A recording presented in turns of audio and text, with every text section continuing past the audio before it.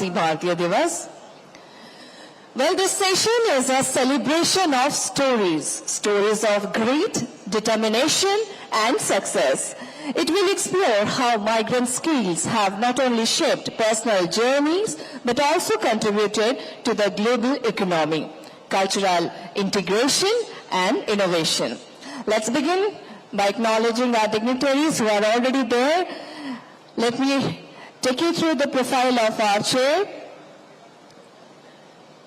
To chair this important discussion, we are honored to have Madam Sushri Shobha Karandlaje, Honorable Minister of State for Micro, Small and Medium Enterprises and Labour and Employment.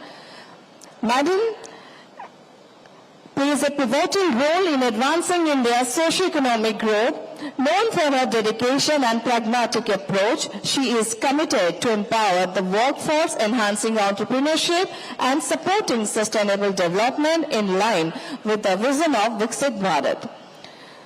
Madam Minister, your vision inspired us and we eagerly await your opening remarks. Your dynamic leadership has always influenced us and your forward-looking policies resonate with India's aspiration for a developed, equitable and sustainable future with a focus on inclusive growth, innovation and resilience. Through her stewardship, the dual focus on MSMEs and labour reforms is set to make a transformative impact on India's journey towards Viksit Bharat. Ma'am, I request you to please share your opening remarks with a big round of applause from our audience.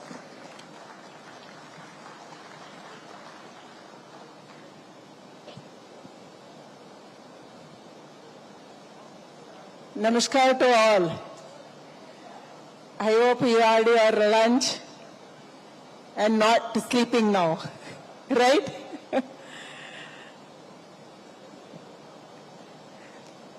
Respected panelists, respected delegates from different countries, media friends, आप सबको देख के मुझे बहुत अच्छा लगा. Happy to see you all. Happy to speak you all. मुझे लग रहा है आज सुबह का प्रधानमंत्री जी का कार्यक्रम, उसका भाषण हम सबको प्रेरणा दिया है, प्रेरणा मिला है. Friends, you are the brand ambassadors of our country in foreign land. You are the ambassadors for yoga. Many of you are ambassadors for Ayurveda. You are the ambassador for our culture, our handicrafts,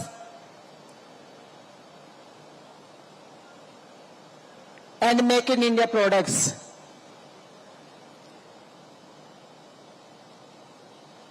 Today our topic is breaking the barriers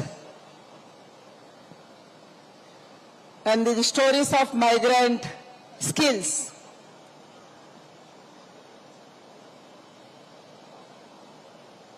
हमारा बल क्या है, हमारा कमजोरी क्या है?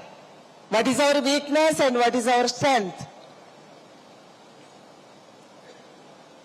What is the barriers to achieve our goals for India and also for you? Indian diaspora in many countries, in all the countries, is a vibrant community. मैं आप सबको बधाई देती हूँ, धन्यवाद देती हूँ. सुबह प्रधानमंत्री जी ने बात रखे है. आपके कारण, आपका प्यार के कारण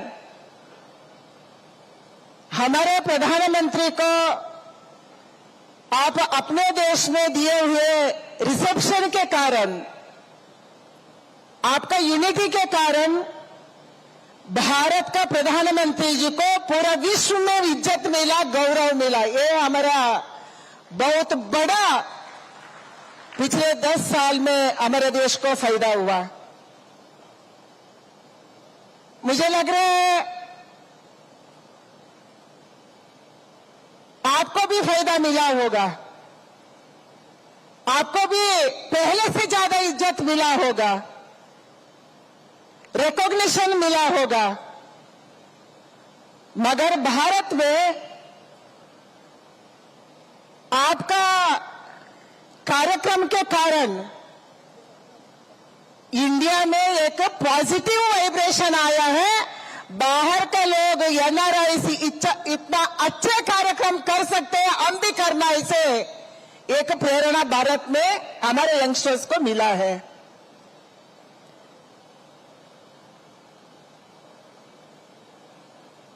भारत में जनसंख्या एक समस्या भी है, एक ताकत भी है। We are speaking about skills and we are speaking about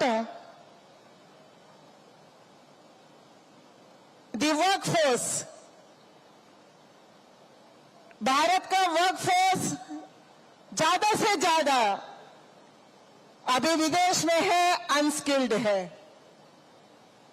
मुझे Day-02 ब्राजील में बहुत सारे देशवासी मिले, मिनिस्टर्स मिले। उन्होंने मुझे बोला, आप लेबर डिपार्टमेंट, एम्प्लॉयमेंट डिपार्टमेंट देखते हैं, आप लेबरर्स भेजना है तो स्किल्ड लेबरर्स को भेजिए, ट्रेनिंग करके भेजिए। इसी से लेबरर्स को भी फायदा होती है, ज्यादा सैलरी मिलता है, हमारा कंपनी को, हमारे देश को भी फायदा होता है ना, आपका देश को भी फायदा होता है। ऐसा बात को बहुत सारे देशवासी, भारत का अलग अलग देश का लेबर मिनिस्टर्स, एमएसएमई मिनिस्टर्स रखे हैं। Like world is need of skilled labourers, skilled workforce, professionals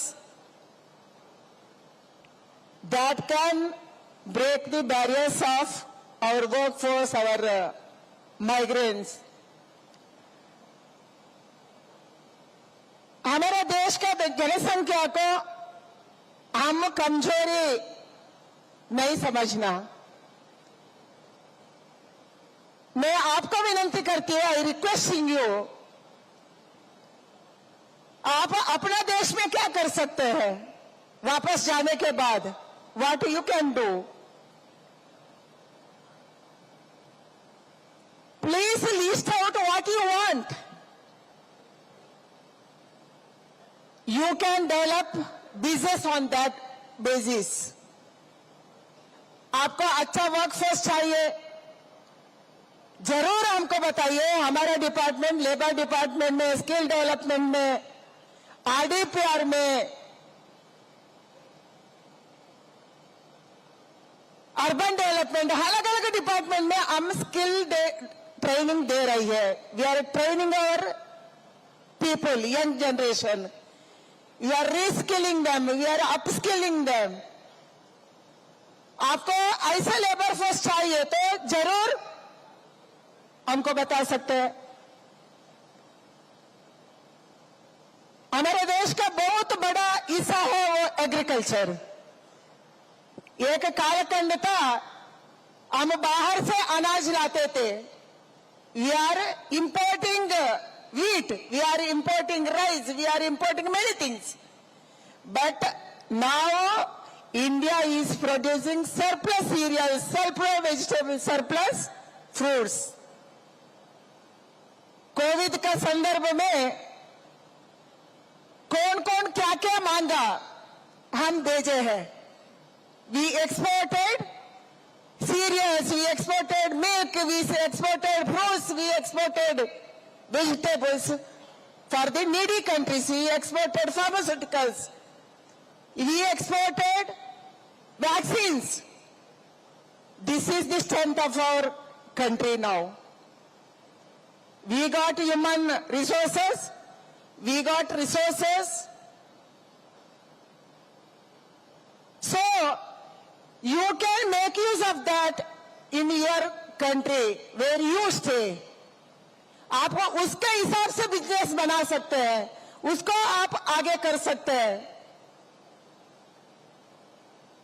इसीलिए मैं मानती हूं हमारा पॉपुलेशन को हम ताकत में परिवर्तन करना, हमारा शक्ति से शक्ति परिवर्तन करना. बहुत सारे देश नर्सेस को मांग रहे हैं, हम उतना नर्सेस दे नहीं सकते. बहुत सारे देश टेक्नीशियंस को मांग रहे हैं, हम उतना एक्सपोर्ट नहीं कर सकते. We can not send that much of nurses, that much number of technicians, doctors. I went to North Norfolk in England. Each and every house I visited, I went for the election purpose, for parliamentary election exchange program. Each and every house they were asking for doctors. आप doctors भेजिए India से, nurses भेजिए. इधर पूरा बुढ़े लोग हैं, एक भी नौजवान नहीं है हमारे गांव में. इसलिए हमको नर्सेस चाहिए, डॉक्टर्स चाहिए. इसीलिए हमारे नौजवानों को ऐसे तैयारी करने को हम सोचना चाहिए. में अलग अलग डिपार्टमेंट में भारत सरकार ऐसे कार्यक्रम कर रहे हैं, हमारा राज्य सरकार ऐसे कार्यक्रम कर रहे हैं. इसलिए आपको मैं विनती कर रही हूं,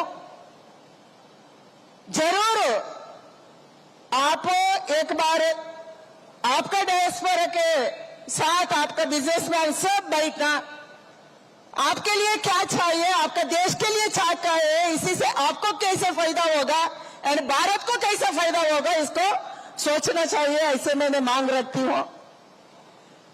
आज का सेशन में बहुत सारे पैनलिस्ट है, ज्यादा बोलने का नहीं.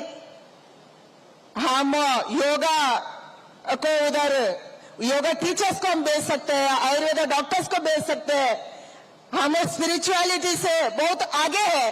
हमारे माता अमृतानंदमयी, रविशंकर गुरु जी, सदगुरु जग्गी बाबा, ऐसे बहुत सारे इस्कॉन, ऐसे लोग स्पिरिचुअलिटी का स्प्रेड उधर कर रहे हैं. उसके लिए हम बहुत सारे कर सकते हैं.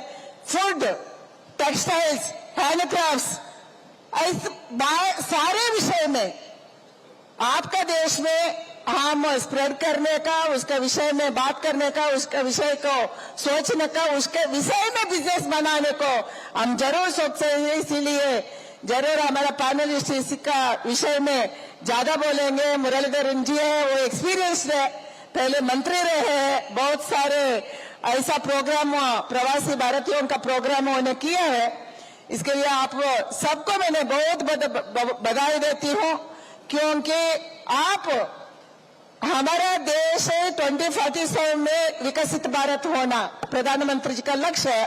सुबह हम सुने हैं, भारत का विकसित होने से सबको फायदा होगा, क्योंकि तब विश्व में कोई देश समस्या में था, तब भारत मदद किया. We helped all around, all the countries when they are in problem. इसीलिए भारत विकसित होने से जरूर हम सब विकसित हो जाएंगे. देश को फायदा है, ऐसे विश्व को भी फायदा है. हम साथ मिलकर भारत को विकसित भारत बनाएंगे, क्योंकि आपका मदर रूट एक भारत का गांव में है, एक शहर में है. आप किधर भी हो, बट आपका रूट है भारत, आपका रूट है भारत का गांव, भारत का शहर है. इसलिए हम सब मिलके भारत को विकसित भारत बनाएंगे. आप सबका मदद चाहिए. एंड ये जर्नी में आपका पार्टनर्स होना बहुत जरूरत है.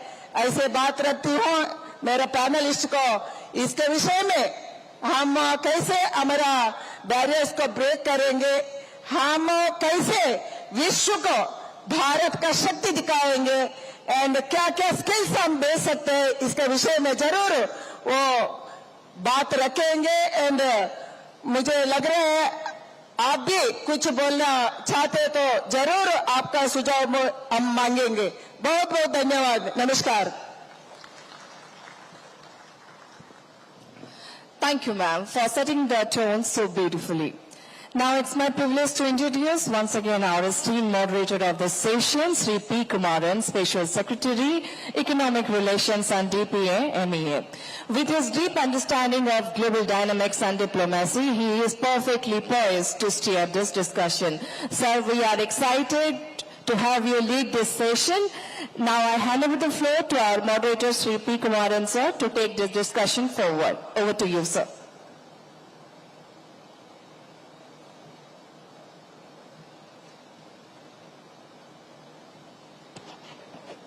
Thank you, Mominji. The way I plan to structure this panel discussion is to try and make a few general remarks in the beginning, and then I will ask each of the panelists to try and speak for about 8 minutes, and then we open up further discussions to have a second round of opinions from the various panelists, and then towards the end, if we have time, we will try and take a few questions from the audience.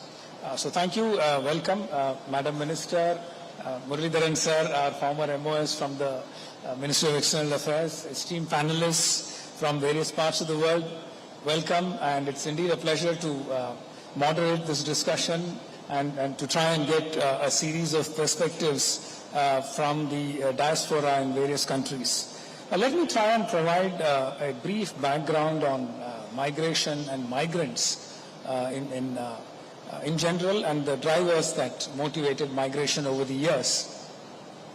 Migrants are a small share of the world population, but their weight has grown only over time. By the late 19th century, international migrants represented 14% of humanity. That is about 225 million out of a total of 1.6 billion people. But about a century later, in the beginning of the 21st century, the number stands at just over 300 million migrants out of a global population of about 8 billion, representing a lower share of just about 3%. Migrants represent about 10% of global GDP, including about $550 billion in annual remittances estimated in 2019. We do not have a global binding migration framework, but there are deeply rooted regional patterns in the flow of people shaped by family histories, business needs, and cultural preferences. The following are the key forces shaping migration and indeed human geography. Demographics, which includes imbalances between an aging north and a youthful south. Politics, this includes refugees and asylum seekers from civil wars and failing states, as well as those fleeing ethnic persecution or populism. Economics, this could include migrants in search of opportunities, workers in search of employment, etc. Technology, this could include factors such as industrial automation, displacing factory and logistics jobs, while algorithms and artificial intelligence make some skilled jobs redundant. It also could be driven by climate, long-term phenomena such as rising temperatures and therefore sea levels and water tables, and also seasonal disasters like floods, typhoons, and other climate disasters. In the past, the main drivers of migration were colonial links, regional cultural links, and economic opportunities in dynamic economies open to migration. In the future, however, the new drivers of migration could be climate change, driven by warming of the northern regions, making them more habitable, changes in regional resource endowments, such as due to the phasing out of fossil fuels, new and renewable fuels, new technologies, materials, etc., and aging societies in the global north, requiring support due to higher tax and pension burdens, shortage of skills, etc., which the Honorable Minister had just mentioned. These variables also interact in complex ways, driving migration individually and also together. The future of human mobility points in just one direction, shifting from south to north, from coast to inland, from low-lying to higher elevations, from overpriced to affordable, and from failing to stable societies. The Indian diaspora is one of the largest in the world, estimated at 30 million, and they have transformed every part of the world they have touched, enhanced understanding of India, spread awareness of Indian culture, food, vegetarianism, arts, music, dance, yoga, and also enriched their host countries in addition to building bridges between the host countries and India. In many places, they are a model community given their grounding in India as a tolerant people brought up with a democratic ethos. Many countries have aging populations, as I just mentioned. India still has a youthful population and will benefit from a demographic dividend for about 25 years more at least. We have therefore been pursuing migration and mobility partnerships with as many countries as possible. One key factor that requires to be stated and understood well is that the Indian diaspora and migrants in general have mirrored India's growth and success, and they have mutually reinforced each other. India's success has strengthened the hands of the diaspora, and the success of the diaspora has strengthened India and helped India in its development journey. We have a good cross-section of the Indian diaspora on this panel. Some of our panelists are known to me. Mr. Swapnendu Mohanty from Singapore was known to me during my posting in Singapore. Mr. Nagar was known to me from my time in Washington. So I look forward to having a conversation with them and with the others. There has also been a trend towards increasing conservatism in global politics, one consequence of which is the retreat of globalization. This has been compounded by the effects of the pandemic, more geopolitical upheavals, and a surge in refugee populations, the slowdown of growth in most major economies, and also heightened national security concerns. All this has created temporary pressures from time to time against migration. So we will be discussing how all this is playing out in various countries where our panelists live. Let me start with Shri V. Muralidharan, former Minister of State at the Ministry of External Affairs. Sir, you have covered a wide variety of countries. You have visited Singapore during my time as High Commissioner. You have a deep understanding of the Indian community in the Middle East, given your own number of journeys and extensive personal connections. So I want to try and broadly request you to tell us about what makes Kerala tick in the Middle East and how the presence of Malayalis have increased over the years and how the composition of the Indian diaspora in the Middle East has changed over time. What changes do you foresee with increasing competition from other low-wage countries, automation, robotics, artificial intelligence, etc.? Should we be investing in any particular skills as part of our skill development programs? How do we provide better orientation for our workers before they go abroad for work? How can we reform our e-migrate system to unite the skilling ecosystem with the education ecosystem, with the domestic employment ecosystem and the foreign employment ecosystem? And also the challenges that you visualize as Indian communities become large. Our consular needs increase. We may have challenges relating to evacuating larger communities in the case of geopolitical challenges, and also unique, very rare difficulties such as COVID. So over to you, sir. Thank you very much.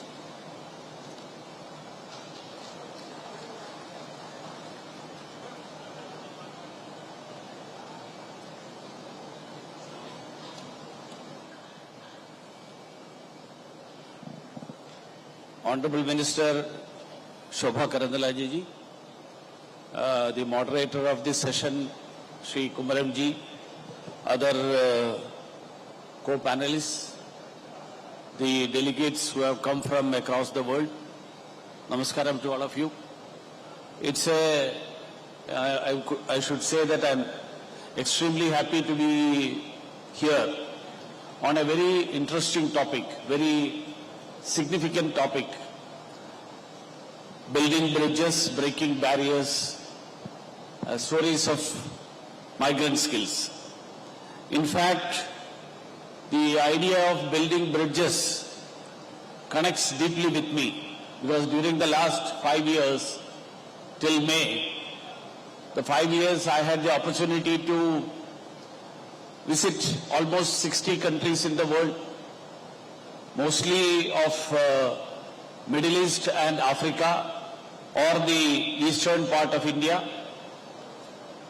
and of course meet with the diaspora, meet with the members of the community, understand the issues they face. And I would also say that migration is not a new phenomenon.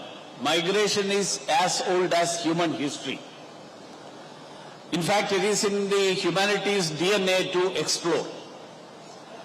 There are two types of migrations as mentioned by the Honorable Minister as well as the moderator. One is a forced migration. Under compulsions, people seek asylum and then go elsewhere. That's one part of the thing. I will not touch upon those issues. I would like to focus on the other migration, which is basically what I mentioned, to explore new avenues, to search for better opportunities. That is the migration which is benefiting everyone. As Honorable Minister mentioned, it benefits the individual, it benefits the country from where the migration happens, it benefits the country from where the migrant goes. And as of now, India has the largest diaspora of 32 million people living across the globe. And the Prime Minister, our Prime Minister Honorable Narendra Modi ji, he always mentioned about India's unique strength. That is diaspora, that is demography, democracy and diversity. These are the three major features which can be considered as the strength of India. And now when we look at the present scenario, Prime Minister has been always saying that he wants to make, or we want to become the skill capital of the world. Because on the one hand, we see an aging population, whether it is Europe, Korea or Japan. And on the other hand, we have the largest youth manpower in the whole world. 65% of India's population is below the age of 35. So naturally in the coming years, we have a very, very large opportunity with us. And I would say that when we look at the figures, according to the World Migration Report of 2024, World Migration Report of 2024 says that the international remittances, went up almost 700% from 2000 to 2024. And in that, the major share is of India. India is getting out of the total of around 800, somewhere around 800 to 900 billion dollars. India gets 125 billion dollars. So India has a major say, major benefit out of that.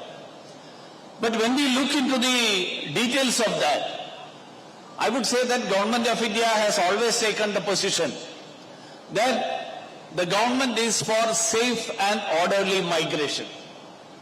We are not against migration. We, in fact, would like to see that people go to various places, people try for better opportunities, people search for avenues, people explore their options, and it has to become an organic migration. It has to become transparent. It has to be, and in fact the e-migrate that was initiated in 2014, it has made the migration, the aspect of migration transparent as well as accessible. Now when we look into the details of the migration, I have felt especially when I go to the Middle East, there are different type of communities, different type of individuals who migrate. They have to be, and their issues are different, the problems they face are different. One is the blue-collared labor class, which one can say the labor class of the blue-collared thing. Second category is the middle-level management or people who are in middle-level jobs. The third is the professionals. And the fourth is the businessmen who are into big businesses, traders. So the issues faced by all the four are different. All the four face issues. I wouldn't say that the businessmen, they are for them, they are very safe, they don't have any problem. No, they have their own problems. Professionals have their own problems. The middle order or the such people, they have their own problems. And the blue collar people, they have their own issues. Now when I look at the issue, during the last 5 years I can say that we have the mother portal. In spite of the mother portal, I had initiated a portal in my office separately, and during the last 5 years I dealt around 4,000 cases individually of people who are in jail, harassment of women, people who are not getting their salary or post retirement or after they left the job, the benefits that are due to them. So these issues, as moderator Mr. Kumaran mentioned, because he has worked both in the Middle East as well as in Singapore. So you are aware of the both sides of the issue. So the consular activities, I think we feel the strength of the Indian consulate or the embassies, we need to assess what is the strength of the diaspora, whether the strength of the consulate or embassies commensurate with the strength of the diaspora. If you have, like Saudi Arabia, where you have 3 million people. For 3 million people, what is the strength of persons who will deal with consular issues? And what will be the strength of a country? Today somebody was telling me he is coming from Finland. He is the only delegate. He mentioned to me, I am the only delegate in this conference from Finland. The number would be less. Of course, that number will be an educated number. There will be professionals. So where there are blue-collared workers, the strength of our mission, that mission's capability to address the issues, because they consider embassy to be the government which is accessible to them. Government of India, every member of the Indian community who is abroad, he will consider the mission as the government. So how they can solve the issues? For that, being on the other side of the issue, being the person who was in charge of consular affairs also, I know that how hard our mission, people in the mission have been working. But their strength is, whether it is commensurate with the strength of the diaspora, this is one. Second is, because I have taken almost 8 minutes, I will stop here because there are 7 panelists. I thought that I will take 8 to 9 minutes. Then maybe a second round if I get, I will take 3-4 minutes. So the issue faced by the blue-collared people go as domestic help. People go as drivers, or those who go in search of such jobs but not through proper means. This is an issue that is being faced by the blue-collar people. How to solve that issue? And in that, the migration policy, we are making efforts. I understand that the government is making efforts to see that it is orderly and safe. But for that, the awareness in the society also has to be improved. If somebody dupes a person and takes that lady as a domestic worker, but doesn't get the job that was promised, the fault is neither with the embassy, the fault is neither with the government, the fault is the person who goes and those who have misled them. Even I would say that the registered recruiting agencies, most of these cases are not done by them. They are done by the unscrupulous agencies. And in that, the cases have to be dealt by the state governments. Those state governments have to be more vigilant on the one hand, but at the same time, how to create the awareness in the society that government will support you, government is ready to support you. Please go through the orderly means, recognized means.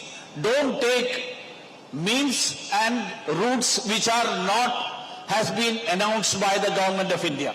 So I will stop it here because there are many people here who can speak about the professionals, who will speak about the big businessmen, but for the blue-collared, I don't know whether anybody will be taking on that issue.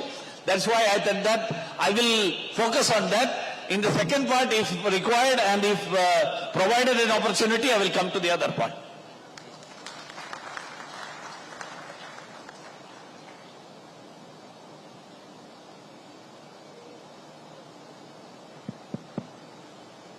Thank you, sir. We will now move on to Mr. Ashok Mago, Chairman and CEO, Mago and Associates. One second. Mr. Ashok Mago is a Pravasi Bharatiya Samman Award awardee in the past. He is also a Padma Shri. Mr. Mago is one of the pillars of the Indian community in the US. His involvement in diaspora politics and in party politics in the US is indeed something that has served as a huge strength for the Indian embassy and consulates in the US. Let me try and give a brief context about the Indian community in the US. The Indian community in the US has a median income of $144,000 as opposed to about $77,000 for the US as a whole. The Indian community has been hardworking and contributing to the US economy on an average more than other communities in general. Indians have a lot of things going for them: the English language, communication skills, adaptability, democratic outlook, as I mentioned earlier, cultural understanding and tolerance of other viewpoints and faiths, soft skills. The earlier generation of Indians, probably the first generation, had very few representatives in politics. Mostly first generations tend to be focused on economic stability and professional or financial success. But the second generation tends to be more confident and has less inhibitions about joining politics. I would like Mr. Mago to try and analyze this transformation for us. Please also share with us the extensive coordination done during the Indo-US nuclear deal days, how the Indian community in Texas has changed over the years, how you have helped our consulates and embassies strengthen contacts with politicians in Texas, your work in the Texas Chamber of Commerce, and also your efforts to try and promote education links with India, especially between universities in India and the North Texas University system, your work as part of the Dallas-Fort Worth Hindu Temple Board, and how you were instrumental in getting Diwali celebrations started at the White House during the Bush presidency. I also want to try and pick your brain on your analysis of the new developments relating to the H-1B lottery system and the latest debate in the US on opening up legal migration, especially for highly skilled migrants. Thank you. Please.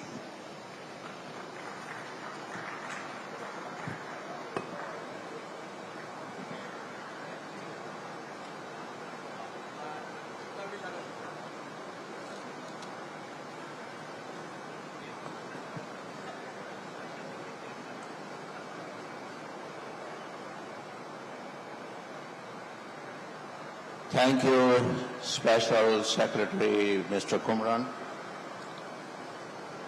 Honorable Minister Ms. Shobha,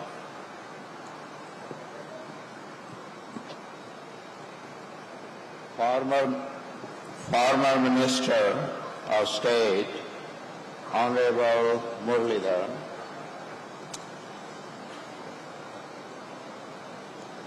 I would just like to share with you my journey of 50 years in one city in USA called Dallas. In '74, there were less than 1,000 Indians in that metroplex. Today, it's about 300,000. So finally,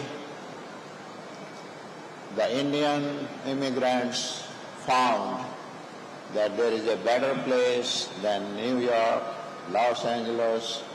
Let's go south. That's the place to go. I am a banker by profession, did banking for about 5 years in US, then found out I don't have any future in banking. Moved into the real estate business, did real well. Once I was independently, financially stable, decided it's time to get the Indian community involved in every sector in the country. Became a US citizen after 6 years of being there. Anywhere, whether it's India or USA or any other country, people who have the most influence are the people who are big business people, who are scientists, who are researchers, who are controlling the financials, and of course the politics. You have to have influence in the political sector, whether it's at the local level or whether it's at the state level or at the federal level. Because all the laws which are being made are going to have an impact you and your family. You can be an outsider, just sit there and gripe about this law is not good, that law is not good, or you can be part of it. And what do politicians want and need from you? Two things: your vote and your money. Those are the two things which every politician needs.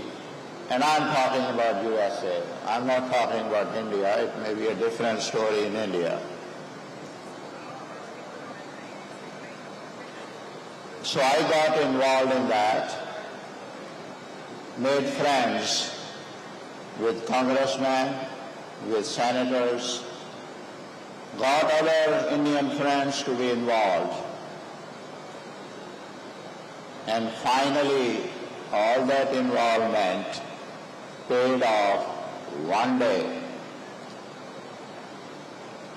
And that was the day when Ambassador Ronan San decided that he is going to try to change this ban which was imposed on India after the nuclear test India did.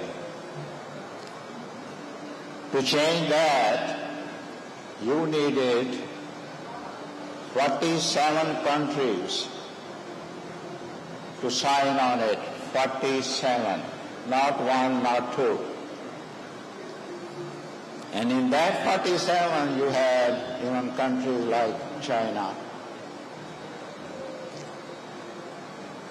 But President Bush, he gave standing instructions to the Secretary of State, Condi Rice, that it has to be done, no matter what it takes. There were oppositions on both sides. In India, in the parliament, the government of Manmohan Singh had to face no confidence vote. In US, in the Senate, in the House, same thing. Each side was saying the other is getting more than they deserve. But after 3 years, finally the bill passed with overwhelming bipartisan majority. 88% in the Senate.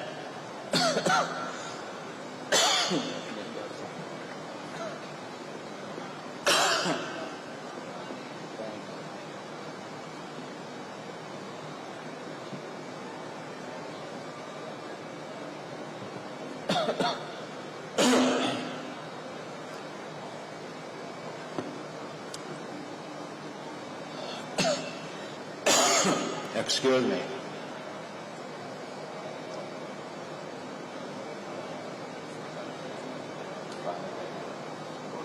Yeah.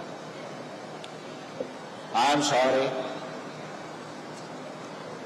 but with the approval of the bill, finally an agreement was signed called 123 agreement. India was given the green light to start using nuclear technology. And the members of the nuclear club were allowed to deal with supplying the equipment, the material, everything needed. To me, that was the most important contribution I and my friends and community could make. Everything India is doing now, which uses nuclear technology, would not have happened if that bill never became a law. The other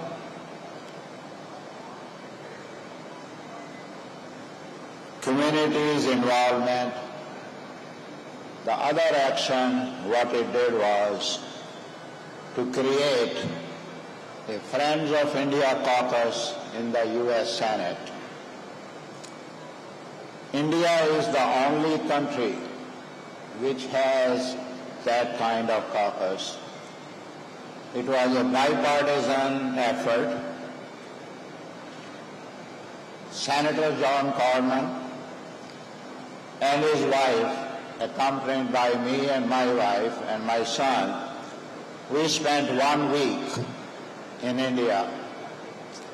During our drive from Delhi to Agra, convinced the senator that when he goes back, he should send a letter to all his colleagues to be part of this bipartisan group. And finally it happened on the last day of Ambassador Man Singh's tenure. A caucus was created. No other country has similar caucus. It has about 50 members right now. Hillary Clinton represented the Democrats. So that was the political side. Now I come to the trade. If two countries are doing business in billions and billions, they will be the best friends. Money makes everybody your best friend. We established a chamber. At that time we called it Greater Dallas Indo-American Chamber. Now it is known as U.S.-India Chamber. And we just celebrated 25th anniversary of that chamber. We had received delegations, we had taken delegations. The governor of our state has been to India in the last 4 years. The trade between India and Texas is now over $20 billion, and it will continue to grow because Governor Greg Abbott, he sees the opportunities in India. He sees the Indian diaspora, one of the best community in the state.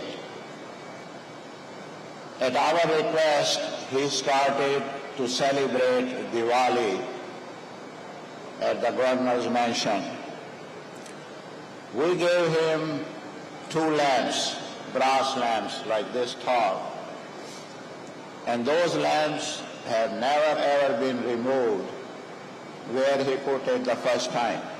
It's there 5 days a year. One time, Diwali happened on their birthday. He and his wife were born on the same day.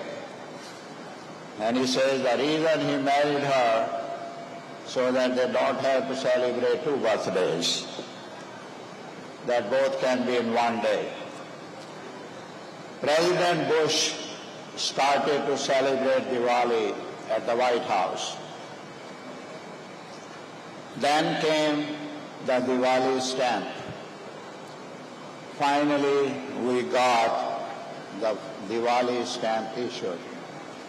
Now, some of the states, some of the cities are making Diwali as a holiday. And I am sure a day will come when it will become a national holiday. I will urge the business community, the political leader, like the business leaders, come visit Dallas. A city, a metro of about 8-9 million people has an economy of $700 billion, which is like 1/5 or 1/6 the size of Indian economy. If that metro was an independent country, it will be the 27th largest in the world. I don't know where else you can find. 700 billion is not the GDP of many states in India. Well, I'm being asked, it's about time. I don't know, I thought I got 30 minutes, but maybe not. No, at the end, we build bridges and break barriers every day.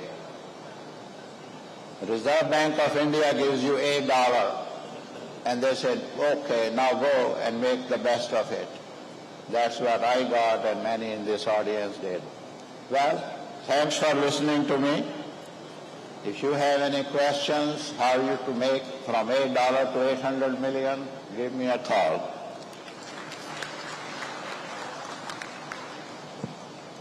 Thank you, Mr. Mago. We'll come back to you in the second round if you have some points that you missed out on.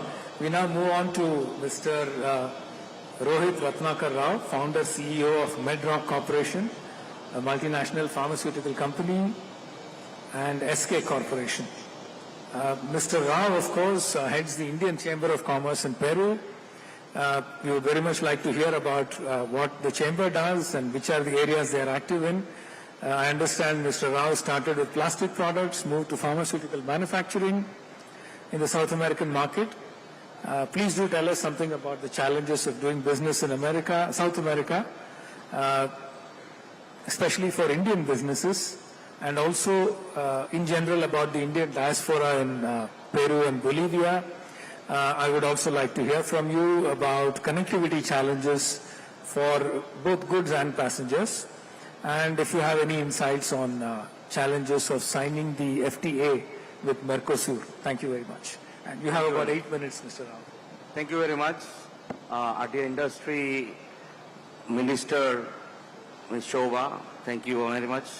Mulidharan, Sri Mulidharan, one of the state very important ministers for a long time, and our great Mulidharan. Well, everyone, I just want to make a quick question. How many of you know where is Chile and Peru? Okay. In 1984, when this question was asked, nobody knew where was Chile. So I said, where is Chile? So suddenly I said I want to, as a child, I was too hyperkinetic. I couldn't just sit at one place. My mom used to tie me when she was cooking. So I was saying, there's no way I'm going to work for a multinational 9 to 5. No way I'm going to be a slave of any big companies. Okay, said that, it was nice on the book. But I said, where to go? Definitely US will not take me because I'm not a PhD, I'm not a MBA. And 19 years of old, I went to look for something else. Something else for myself, something else for India. When the journey started in 1984, where I reached Santiago, and my first biggest problem was no English. So who would know? There was no Google Chacha, definitely, who would tell you what was what. There was no fax, there was no internet. So basically, for first few months, going here and there with my little money, which my dad and uncle had given, if I go back, they'll give me a proper kick. Say, why the hell you go so far? So somehow to make it quick, I found a small job. And luckily, my bosses were good, the Indian bosses. And as you say, have the right boss and not the right company. So for first 3-4 years, I worked. They gave me a good chance to work. And I found this fantastic opportunity of understanding the culture. Being very young, at Diaspora, there were not even 50 Indians, I mean max, which you wouldn't know where they are. So you could understand the culture and I could make good friends. So those friends helped me to initially get the first loan to buy the injection molding machines. Because that was my dad used to do in India. Well, I'm a little bit mixture. My mom's a same team, my dad's a GSB. So I have both the genes. To buy cheap, sell expensive, or manufacture something and create out of it. So I went to East Germany. Why East Germany? Because with $100,000 I could buy 5 machines and not to the West. And the quasi machines helped me to start. Well, the thing started, and the best part of my life in Chile was that General Pinochet, the president of that time in Chile, he came to see who's this young man who's got an industry. I mean, what the hell is he doing in the end part of Chile to manufacture something? So he came for 10 minutes to understand what it is, and he stayed for almost 45 minutes. Why? He wanted to know what was India. In those times, nobody knew what was India. There were no information, no technology. So he was very happy, we could understand and explain each other. But always my aim was to start pharmaceutical. So the idea was to see how to start pharmaceuticals, especially when in India they feel I'm with the Red Indians, because eventually Bolivia, Peru, they don't know what it was. And in Chile they would say, oh, from India, you're still on elephants. So what I'm going to do, how to build the bridge. It was very difficult initially to get the documentation, to make sure that the products were registered. So I'm very happy to tell you that we are the first company to register Indian products in 1996-97. And after that, a lot of other companies came into Latin America. And now today we are very successful. Diaspora, big companies doing big business in different parts of Latin America. Plus we have a manufacturing facility. We manufacture medicines, tablets and capsules there. But I know why this music is going on. What a pity. So anyway, hope they have cut the music. So the Indian pharmaceutical today has really grown very big. I'm very happy to say that we are the first ones to start a tablet registration in these countries. Today, starting from Brazil to Mexico, the trade is huge. We are the first ones to plunge into to put a manufacturing plant.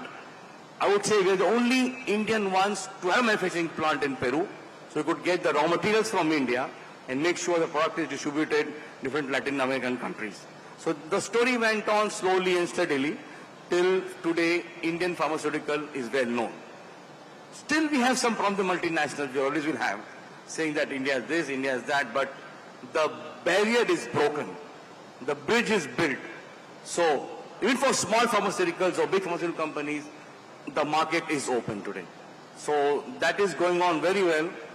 And as moderator said about INCHAM, I'm the president of Chamber of India and Peru, and we're very happy to say that we could explain the big Peruvian companies what is India. And two of them already started manufacturing in India.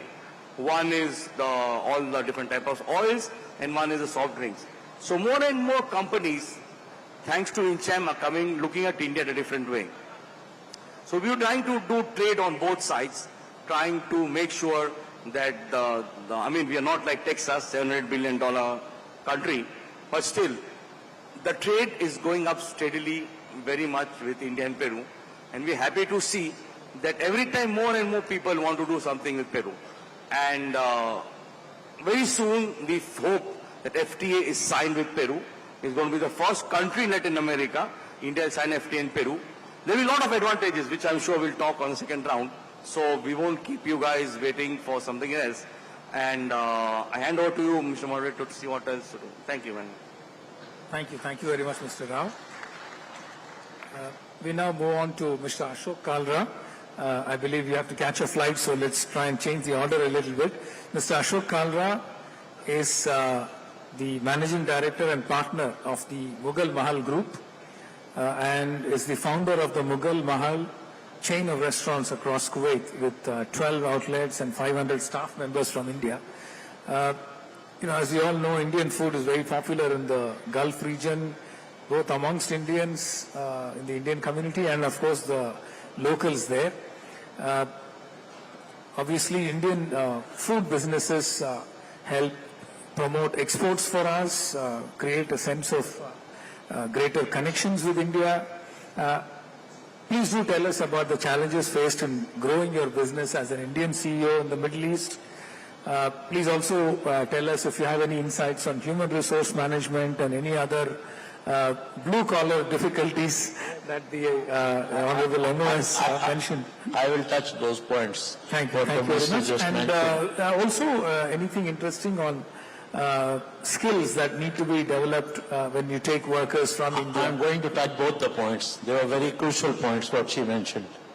So anyway, thanks for the understanding as I have to catch a flight. Honorable Minister of State, Sushri Shobhaji, Honorable former Minister of State, Mr. Murli Dharanji, Excellency P. Kumaran, who is our moderator today, ER and DPM Ministry of External Affairs, eminent panelists on the dais, Indian diaspora from all over the world, my colleagues who who have come in a very big number from Kuwait, Indian Business Professional Council, and my dear guests. Let me tell you, as a member of the vast global Indian diaspora for nearly almost 5 decades, I consider it an honor to be a part of the country's vibrant migrant story. The multi-million strong Indian diaspora, as you all know, is the largest and most widely spread diaspora in the world. The Indian diaspora, which includes people of Indian origin, can be found in all corners of the world, and there is one now even in outer space on US space station.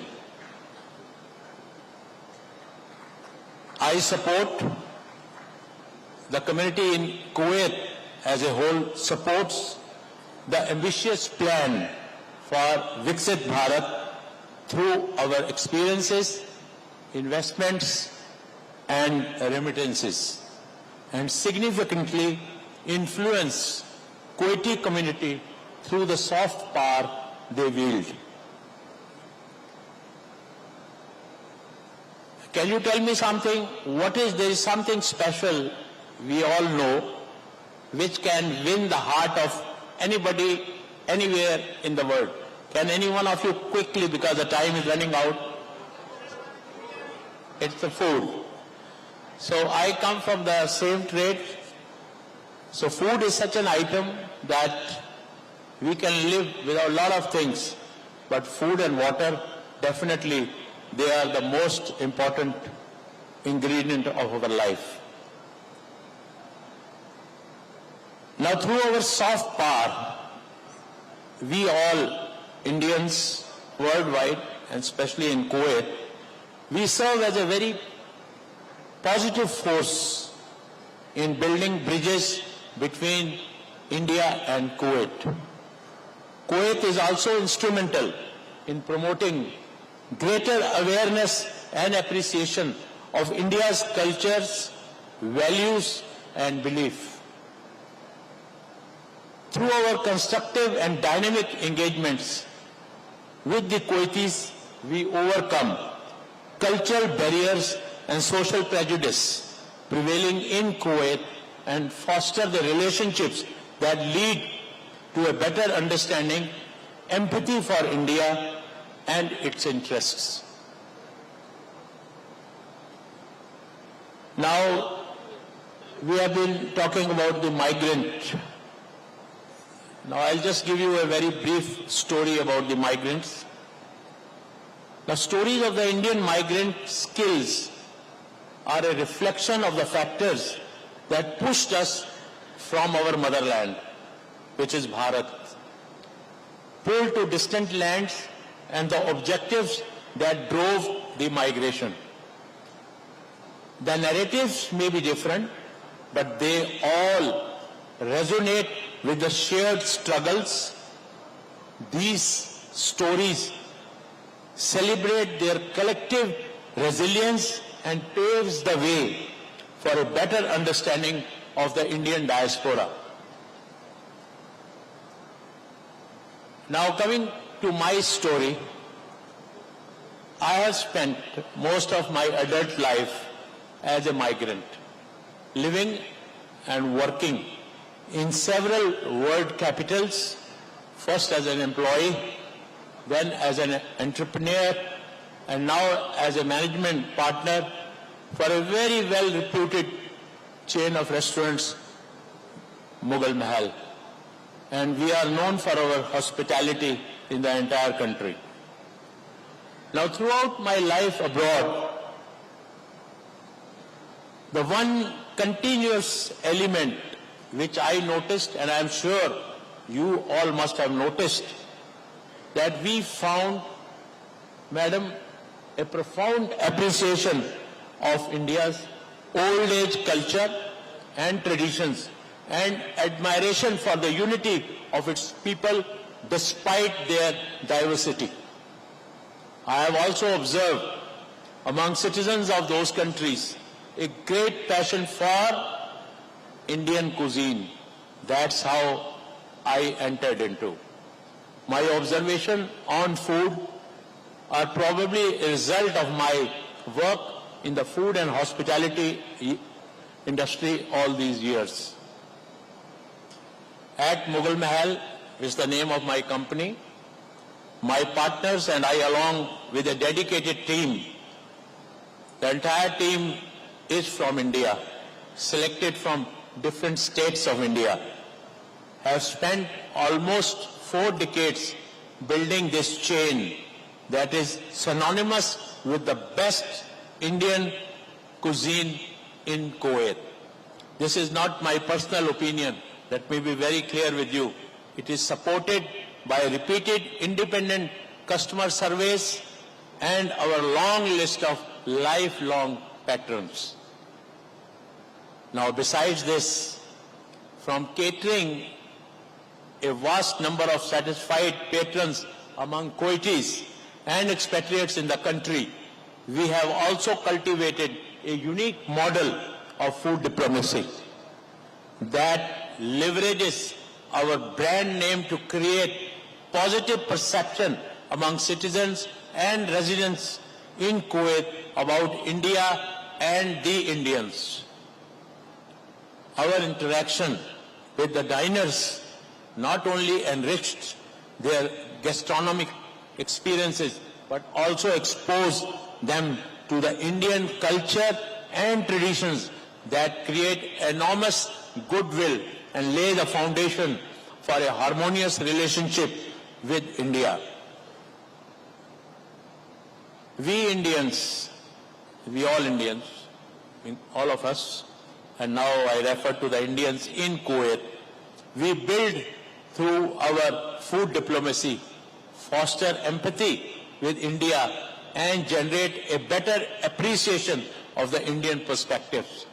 It encourages greatest interest in India and all things Indian, as well as create a fertile ground for developing influential pro-India networks among Kuwaitis that influence and drive outcomes favorable to India interest and to the Indian community in Kuwait.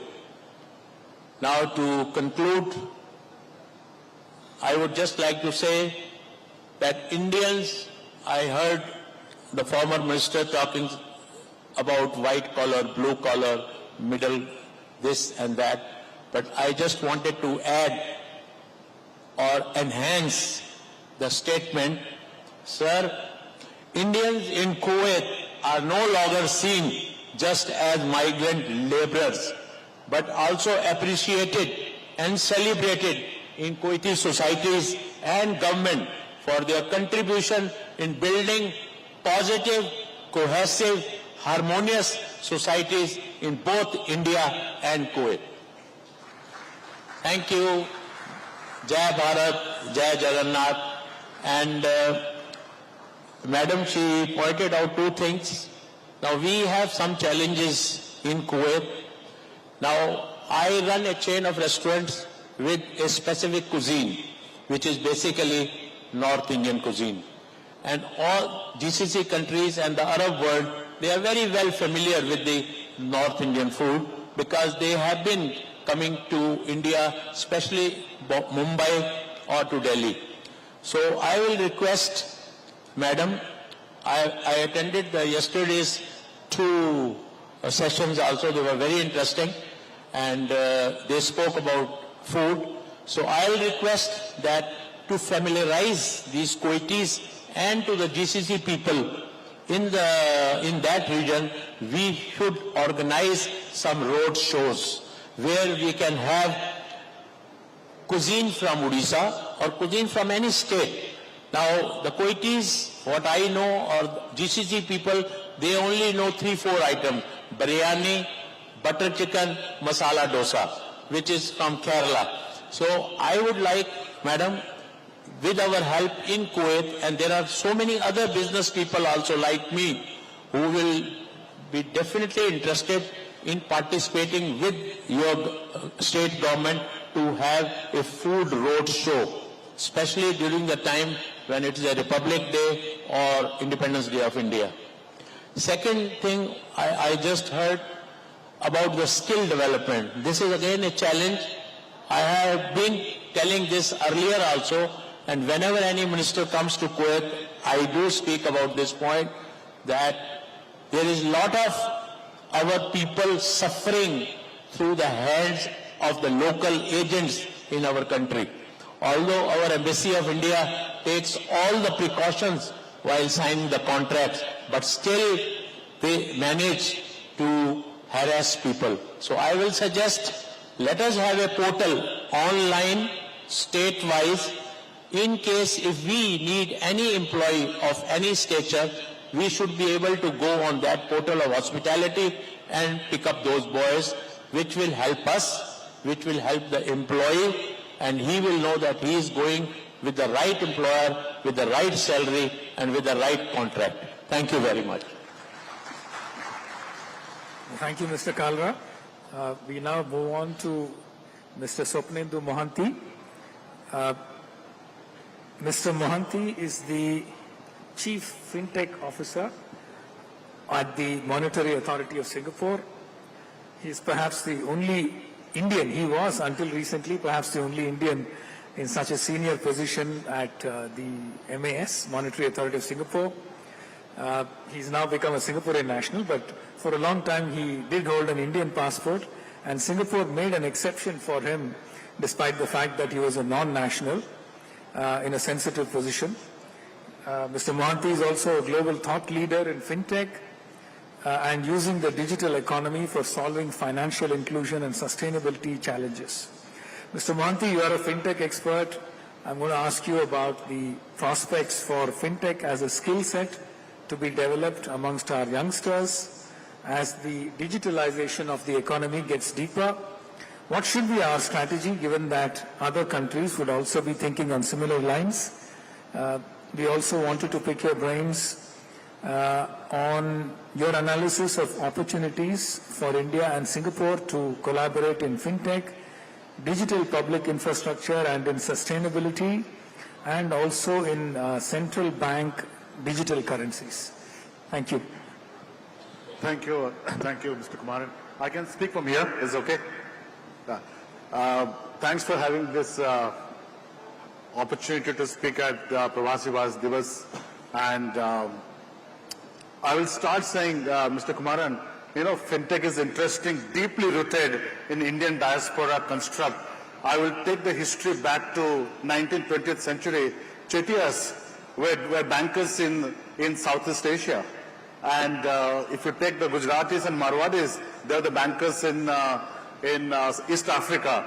And they particularly served communities who are defranchised from financial sector. They lended to small merchants, small businesses. So traditionally, Indian migrants have been exceptionally good in the world of finance. Now the question is, what happened when software came in? It's also an interesting point that software is also a deep part of India's diaspora. We are also good in software. So bringing the Indian deep-rooted DNA of good in software, good in finance, it became a perfect storm for Indians to dominate fintech space. No wonder today, if you look at the global fintech community, almost more than 20 unicorns are in India, close to $90 billion of market cap. So India truly has developed a remarkable fintech capacity. Now, I always say that will India succeed in future in this space?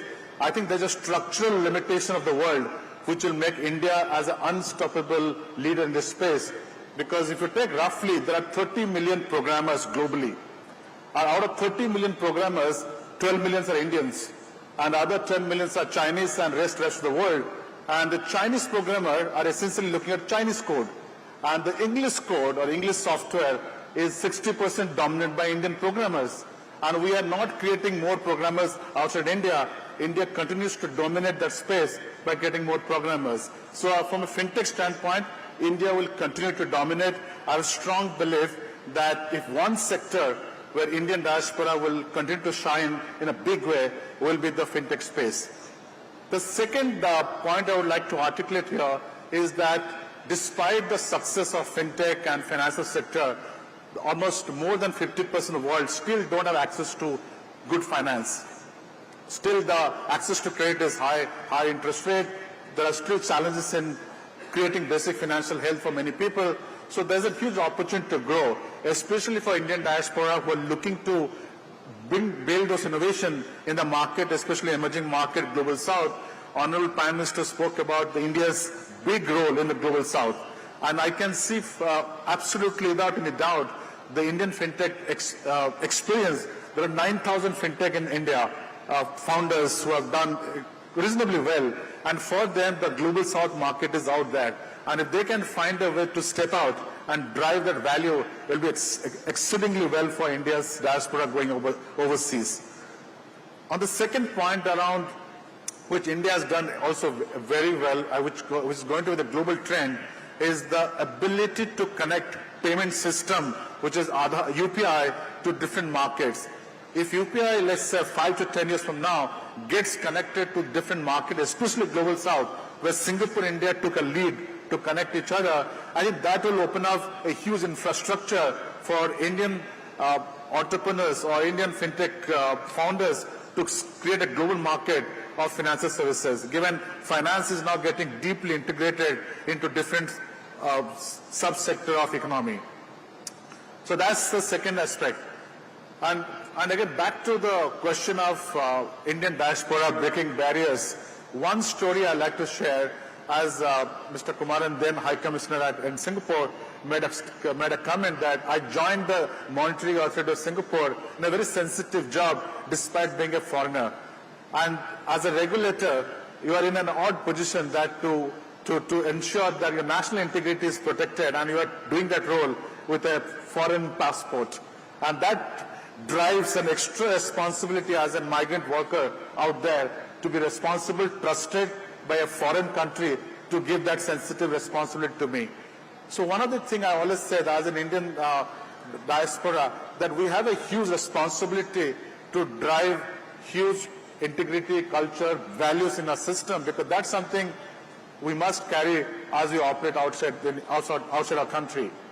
Now, it has been an unusual career shift from me because I spent almost 18 years as a banker, and for me to switch as a regulator gave me an interesting perspective about where the future lies. And that goes back to the last question, Mr. Kumaran, that how do we see the future? I think from a broad spectrum perspective, the world is going to grow in three areas. And one of the areas which Honorable Minister Surya spoke about is the SME segment, because large part of finance must be directed to MSMEs and SMEs. But that's 80% of economy for many countries, and they need access to finance, not only in India, also globally, because SMEs don't have to be SMEs because they can grow. I am pretty sure, Madam Minister, that no SME wants to be called as a micro or a small SME, because the reason they call small and medium is because of the size of the physical. In the world of digital, there is no physical. So they can have a good idea and can get rid of the word M and S. So with that technology opportunity, thank you. With that opportunity, I think fintech can provide that opportunity to MSMEs and SMEs and create a new opportunity in terms of growing their idea, not only in India, but globally. So India, Singapore, for example, has started working together using a digital platform called Proxtera, with High Commissioner will know, which will allow SMEs to directly trade with other countries digitally without any barriers in between. If we can put more platforms around the world where SMEs can trade among each other, that will create a huge opportunity not only for India, but also overseas. The last point is an opportunity which I think strongly going to resonate with especially Indian entrepreneurs going overseas, is the area of CBDC. And why I say that? It's a very technical product, but let me try to simplify. What is the single biggest barrier to sending money overseas or getting money from overseas? It is the cost of settlement. It is the cost of the bank which tries to verify both sides of the transaction. CBDC in particular, which India is taking a lead, will reduce that settlement cost and make the cost of moving money to less than 3%. Today, typically a bank takes more, around 8 to 9% to move money. With CBDC, there's an opportunity to reduce the cost even below 1%. If that happens, India today receives $100 billion of remittance. Just add a 10% efficiency. You don't do anything, you get $110 billion coming to India. So CBDC will play a big part in simplifying payment cost structure, which allow more remittance to move both sides. With that, I'll stop here, and we can take questions in the second round. Thank you very much, Mr. Mohanty. We now move on to Mr. Vilvanathan Krishnamurthy. He is a dedicated and experienced social worker and cultural leader in Germany with extensive professional background in welding technology, and he's also been very active in a number of social services for the Indian community in Berlin.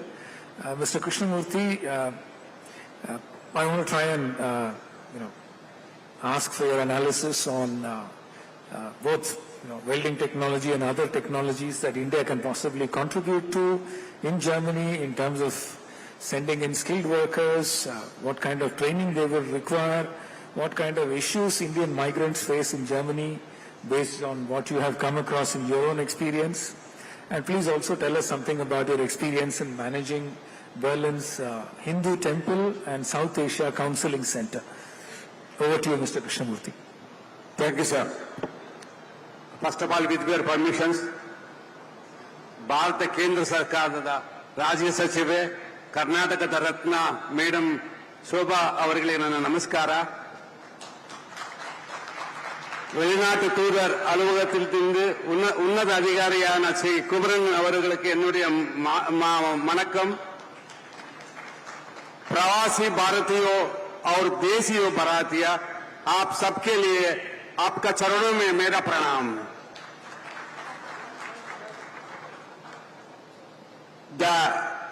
The skilled immigrants is having a historical place in the German history, because in the 18th century, a lot of missionaries came to India and they developed our classical languages of Indian languages, and also someone who came also moderate the Malayalam language. The Germans has taken all the script of which has written in Palmblatt, now is been preserved in German. It was the time when German came to India and helping. Now the time has been changed. We are helping to the German society now, because before 10 years, the Indian skilled immigrants were very less. Approximately it was 60,000 people. Thanks to our Prime Minister who take in charge and who take into mutual understanding between the German government and the Indian government, now they are sending a lot of students to the German to study there. Now we are having more than 37,000 students are studying. In the next 2 years, as per the German Chancellor, the Prime Minister is telling, there will be more than 90,000 students will be there. So you can imagine German needs. In 2030, there will be a 3 million retirement will be there in the skilled work in the place. So they need a skilled workers. Now they are having an idea, giving a chances to study there and keep the students there for their continuation of the skilled worker. So now the Germans is looking after our India in other eye. Before, if any our prime ministers come to the German, they are showing in the television only about 30 seconds. Now they are showing the live, because that has been brought from Mr. Modi to Modi ji from India to the German. But he shows Indians are talented, Indians are well studied, and even we are working in local government of Germans. They are asking us how the Indian children are so intelligent, why not German children? The German children only will be passed the pre-university about 30%, the Indian students, Indian children passing about 99%. You can imagine how the talented of our children. So we must encourage them to to bring a modified and talented. Now the German key post all are with Indian guys. You can go anywhere in the software companies. Example, the Volkswagen, the Mercedes and the Audi company, which now they are developing more and more with an AI technology to the car driving without the drivers parking the cars. So you can imagine these all are done from our Indian engineers. Thanks to the Prime Minister who encouraged our youngsters to come to the Germany and develop the technology there and utilize to become more and more. Because in 2030, if the 3 million jobless is going, because everybody retired means they are looking for that workers really who can work there. There are some barriers also there. I will come to the next. I will give it to the other person.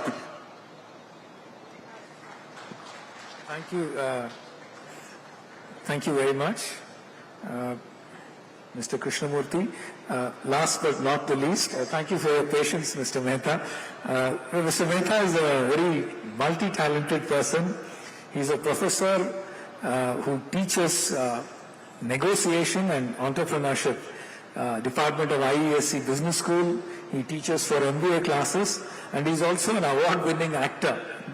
It can't be more diverse than that in terms of the spectrum.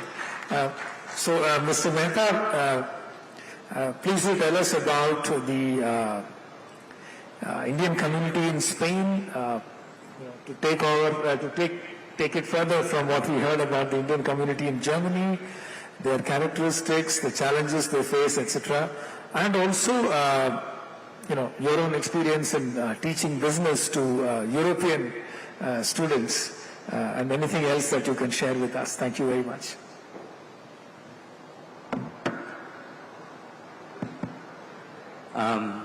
Good afternoon, Madam Minister,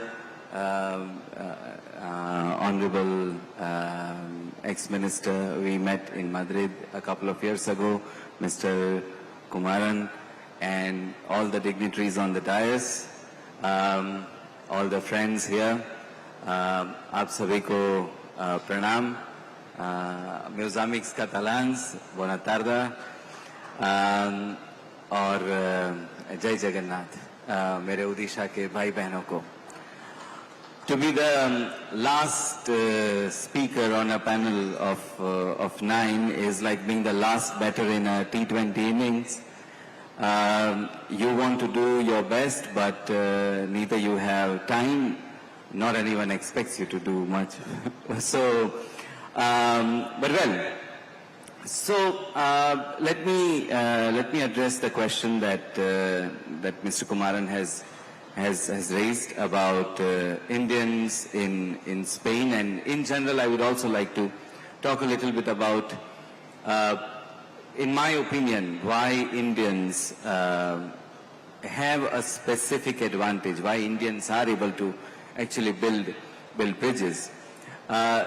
In Indian community in Spain is very diverse, because India is a diverse country. So we have Indians from all over, from across, the Indian map. We have right from Kashmir to Tamil Nadu. We have a very interesting and mixed community, and also we have many professionals. We have many, business owners, and we also have a huge blue-collar class. So we are not as huge compared to Spain or Germany, but still it's a very interesting community.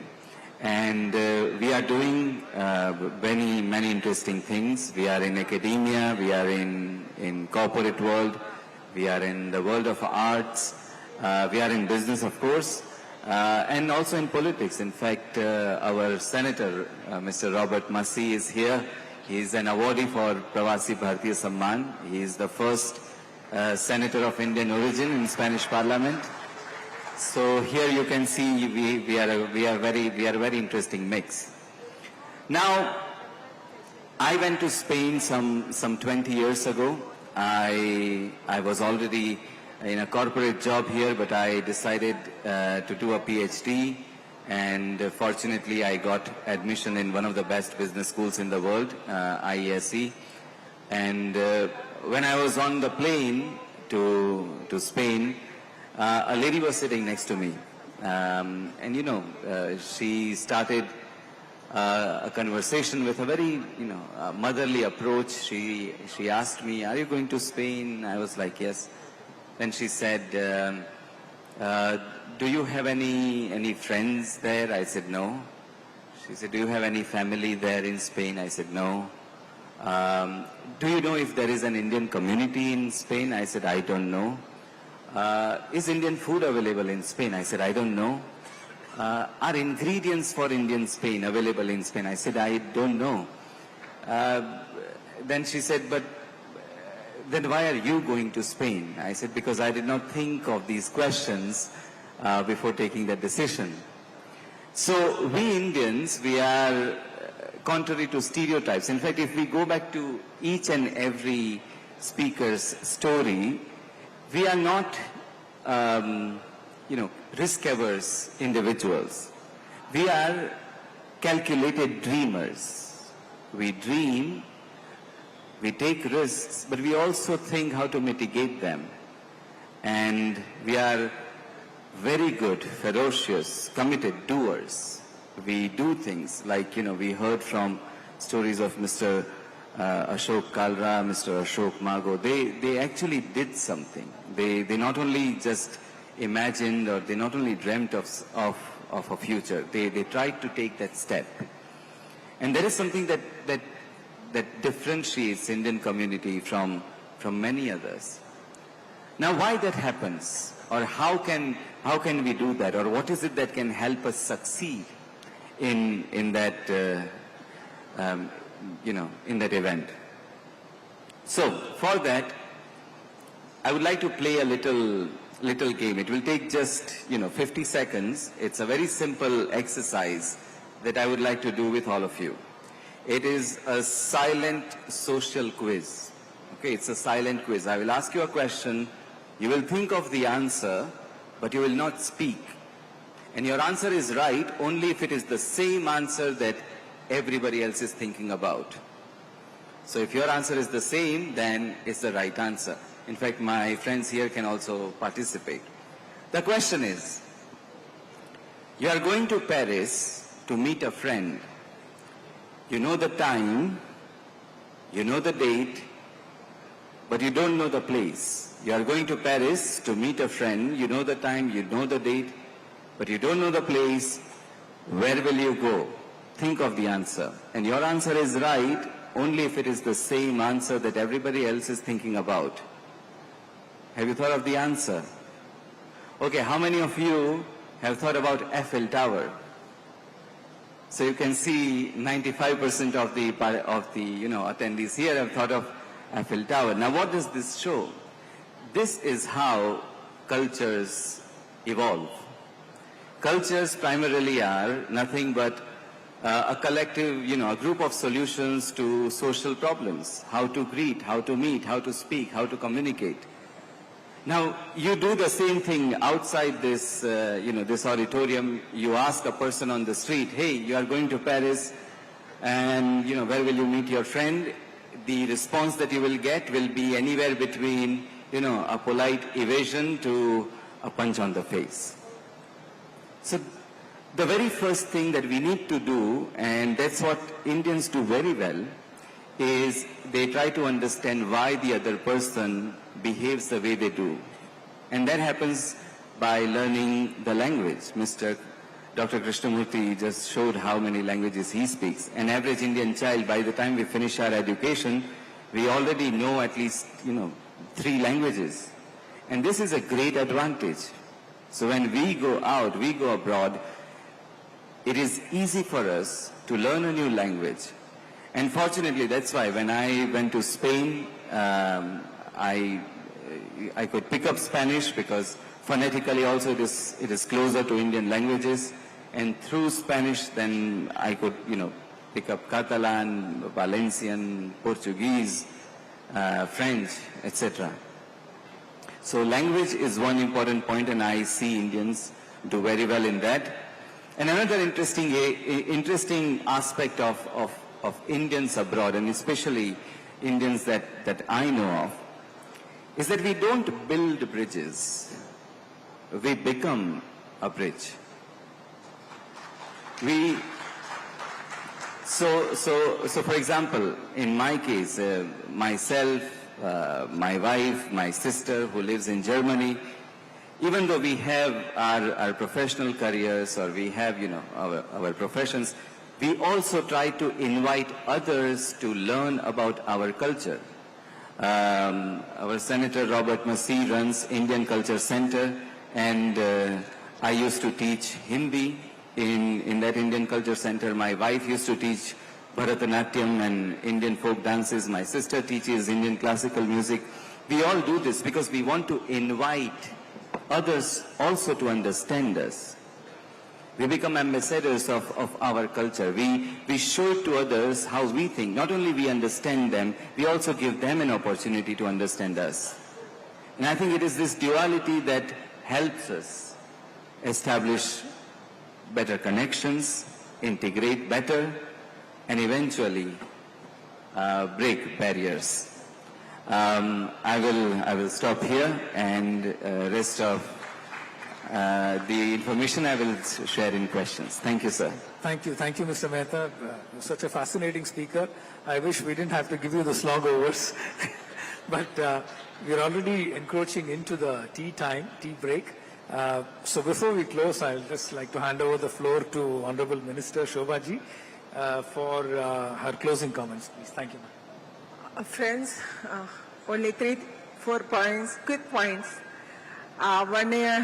One has come about the job seekers, and there is a portal called the Career Service Portal in the Government of India, Labour and Employment Department. Every time we can see 1 crore posting there, like 1 crore job seekers, and even employees are posting their jobs there. That is the Government of India portal. You can visit anytime there. Number 2, actually now Kumaravan was telling you should integrate these to e-migrate portal. Surely we will do in the future, because Indian job providers, foreign job providers can post their jobs there, and also the Indian job seekers can also visit the portal there. We will do that because we are upgrading our career service portal from our department. Number 2, the fake companies. About the fake companies, also Government of India taken already. We have taken decision. We are displaying the registered companies who are providing the jobs, and taking people workforce to foreign land. That also displayed in the website and portals. Jarur Apsab, you all please visit our portals, the portals which are there in Labour and Employment Department, in MSMEs, and also Skill Development, and also Niti Aayog and External Affairs Department. Please go through that, then we can find the details there. And also, Mohanty ji told about the SMSC. We already started Udyam portal. Around 57 million entrepreneurs registered there in India. And also we are encouraging them to produce only export quality products. Then only we can export the things, our production to other countries, and also you can go for the businesses. That's what we are doing. We are encouraging that. And please let us use our digital platform, which is Government of India is running now in different departments and Niti Aayog. Please go through, and we will encourage only registered companies and registered platform in future days. Thank you all. Thank you so much. Thank you, madam. I just want to thank our fellow panelists for such an exciting and vibrant discussion, ranging all the way from the business environment in South America challenges faced by Indian migrants in the Middle East, especially blue-collar workers, the need for enhancing our skilling and education environment, the excitement of running an Indian food business in the Middle East, prospects for fintech, and of course trends in our diaspora in Europe. So thank you very much to the Honorable Minister, the Honorable ex-MOS in our ministry, and of course the other esteemed panelists. Thank you very much. Last, we must thank the hospitality of the people of Odisha. Really, the land of Jagannath, where is living here, we got the hospitality and we are feeling really the Atiti Devo Bhava. It is in the Vedic language. We are feeling here, especially thanks to the government official. We are encouraging and they are supporting and coming and going, taking up as a careness. We thanks to the people of Odisha, very, very, very thankful to you. Thank you so much, sir. Ma'am and everyone present over here on the dais, I request all of you to please come forward and pose for a group photograph. And I believe that with this shared inspiring stories, the challenges prevailing, we can certainly overcome. We can break the barriers and of course, together with all of your support, we can build the bridges. Ladies